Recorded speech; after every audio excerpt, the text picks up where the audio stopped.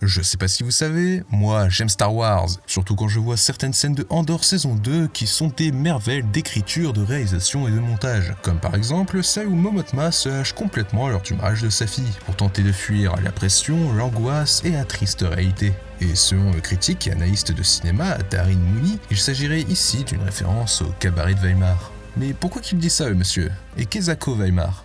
Quand on parle de Weimar, on pense à la République de Weimar, créée dans la ville du même nom, qui succède à l'Empire allemand en 1918, avant d'être détruite par les nazis en 1933. Mais quand on parle de cabaret de Weimar, on pense à un endroit à deux facettes, représentant chacune une réalité de l'Allemagne sous cette République.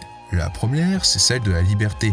Dans les cabarets allemands, les artistes, les femmes ou les homosexuels peuvent s'exprimer librement. Ce sont des endroits sans code ni règles, dans une logique de déconstruction des normes sociétales, ce qui casse avec la rigidité morale imposée par l'Empire allemand pendant des décennies. Quelque part, on retrouve cela dans le mariage sur Chandrila. On y voit une bourgeoisie, issue d'une société hyper traditionnaliste où la mixité et l'homosexualité sont rejetées, oubliant pourtant toutes ces normes pour se lâcher sur la dernière musique techno à la mode. Mais l'autre facette, celle qu'on retrouve dans Star Wars, c'est celle de l'échappatoire.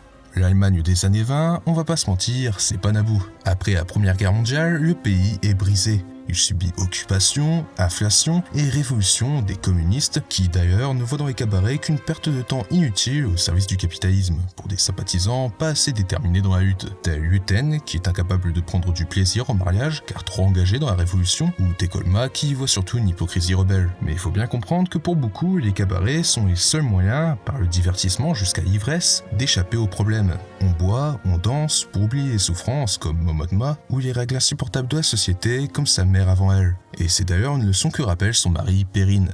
Pleasure, gaiety, amusement, these are the hidden things. The music buried beneath all that noise. Joy! Joy!